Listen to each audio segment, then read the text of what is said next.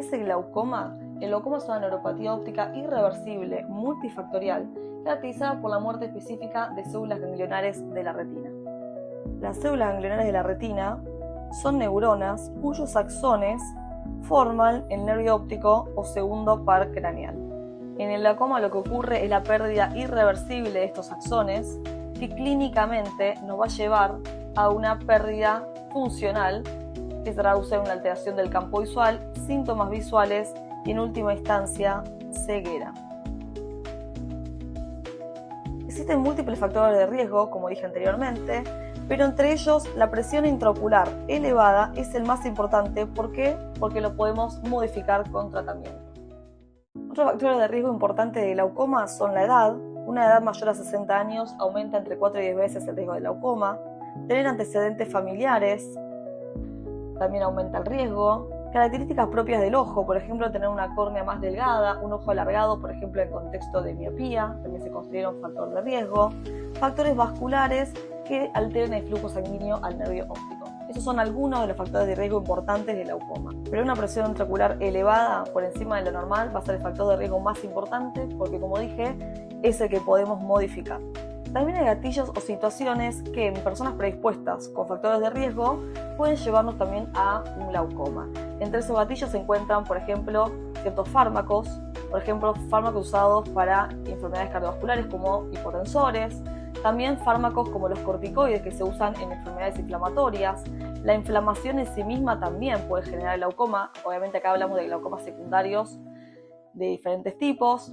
También midriáticos, o sea, fármacos que lo que hacen es dilatar la pupila y predisponen a lo que es el cierre angular en un ángulo ocluible, es decir, con predisposición. Estos son solo algunos de las situaciones que pueden gatillar un glaucoma. Obviamente acá ya estamos abarcando diferentes tipos de glaucoma, como lo que es el glaucoma secundario.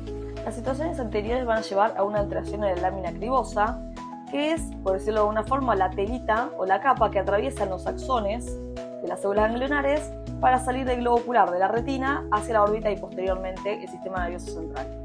Esta lámina cribosa tiene poros por donde pasan los axones que con el tiempo se van a ir deformando y van a ir estrangulando las fibras nerviosas. Esto primero va a ser reversible, pero finalmente si continúa en el tiempo se va a volver irreversible, llevando, como dije, a la pérdida de fibras nerviosas. La pérdida de estas fibras nerviosas va a generar alteraciones anatómicas en el nervio óptico, que lo podemos ver en el fondo de ojos, en un OCT de papila, o sea, una tomografía de coherencia óptica del nervio óptico, en una consulta oftalmológica. Acá el paciente no está enterado de que tiene problemas hasta que le hagamos uno de estos estudios. La alteración va a ser inicialmente anatómica o estructural, sin consecuencias a nivel de las funciones del nervio óptico, pero luego de aproximadamente 6 meses de este proceso se van a empezar a producir alteraciones funcionales. Estas alteraciones las vamos a ver en el campo visual del paciente, principalmente con un estudio que es el campo visual computarizado. El problema es que cuando llegamos a esta etapa y se pueden ver las consecuencias de la alteración anatómica a nivel funcional en el campo visual, el paciente ya perdió probablemente entre un 40 y un 50% de los axones de las células ganglionares. Y en este momento el paciente todavía está en una etapa asintomática. Estas 2 etapas solo podemos identificarlas en forma precoz cuando el paciente consulta a un chequeo oftalmológico sin tener síntomas, y eso es porque lo hace en forma periódica. Cuando el paciente empieza con síntomas visuales por el glaucoma, significa que ya perdió un 90% de los axones de sus células ganglionares. Y acá, en este momento, llegamos tarde.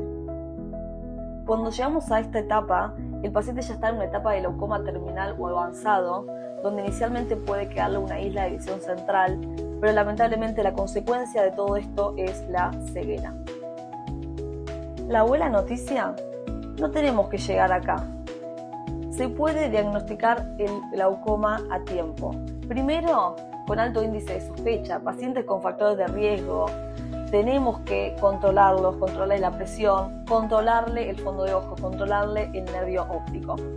Si en los pacientes que tienen factores de riesgo, en los que sospechamos glaucoma, vemos alteraciones mínimas a nivel anatómico, empezar a tiempo el tratamiento. Ese tratamiento depende del paciente, depende del tipo de glaucoma, de sus antecedentes, de otras patologías que pueda llegar a tener o medicaciones. Va a ser tópico, con gotitas, de por vida, porque es una enfermedad crónica, excepto que hablemos de un glaucoma agudo, que es otra historia. Va a ser láser en pacientes que sean candidatos, o va a ser quirúrgico en última instancia. Todos estos tratamientos van a buscar principalmente disminuir la presión intraocular y proteger al nervio óptico. Pero en últimas instancias, donde el glaucoma ya está avanzado, el tratamiento también busca mejorar la calidad de vida de las personas, disminuyendo, por ejemplo, el dolor ocular.